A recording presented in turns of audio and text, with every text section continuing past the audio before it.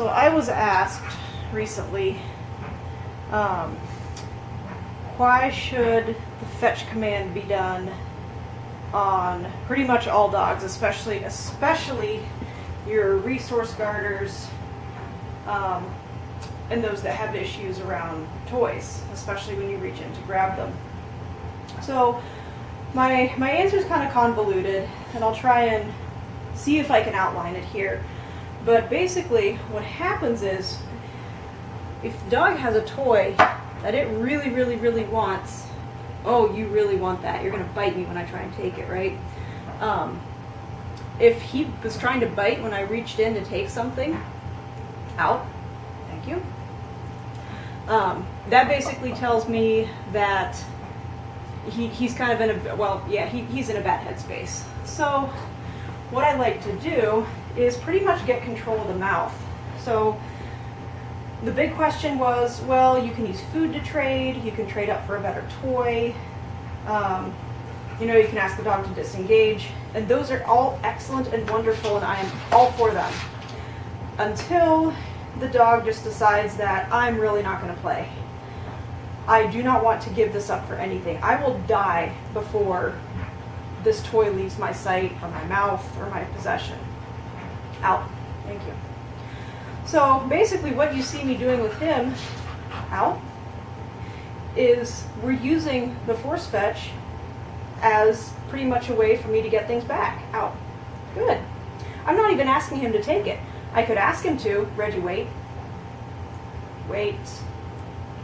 See, and I have control now because he knows it's mine, and I'm using control through obedience. Reggie, fetch.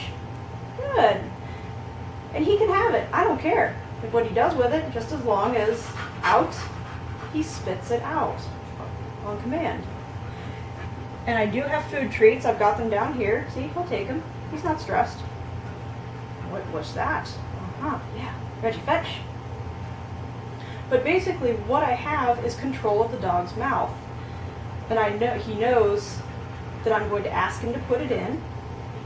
Thank you. And I'll ask him to give it up. So it can be anything. Let's try and find something appropriate for his size. Random little piece of plastic here. What is it? It's different.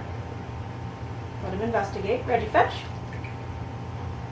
Good. Out. Very nice. And then, heaven forbid, we get the big giant chewed up practice dumbbell out. If I want him to put this in his mouth, let him investigate. Reggie, fetch. Patootie says, I don't quite know about this. Reggie, fetch. Out. Good. I'm not going to ask him to hold this because really this is heavy and unwieldy and it's all off balance because of this. But if he really, really wanted that and he was going to guard it with his life and I couldn't do that, if he started growling once I got my hand about there, I have obedience control on him. And basically, I can tell him to out and disengage, especially, Reggie, excuse me. And he knows to politely move. And this is why we put obedience on our dogs. Reggie, place up. Well, that was dignified. Good boy. So I can just ask him to take, a multitude of items. Reggie, fetch. Fetch. Yes. No, fetch. Bad. Fetch. Yes, good. There. But knowing that I can put something in the mouth, I can ask him to take something and hold it. And then let it go. Reggie, out. Good. And I can take it from him. There's a couple different ways.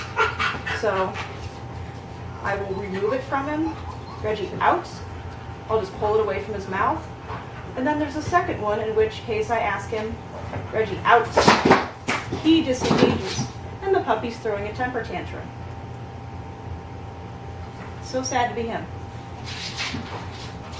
But that tells me if this dog is willing to pull his head away, Reggie, out. I didn't even move that dumbbell. He's the one putting his head and moving it. He respects, Reggie, out. Good. He respects that this is mine. Leave it. pay you off for that. That was good. But that is why your resource guarders need to have a motivational fetch, so they have that obedience control.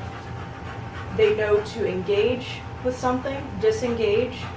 You can call them off. You can use food to trade. You can trade up for a toy. But in the end, all you're doing is pretty much bribery. You're not actually teaching him how to control his mouth and using obedience to control his mind around valued objects. Right? You gonna take my hand off? No? Well, fine. Take the toy then. Fetch it. Good. Out. Nice. Good boy. Release.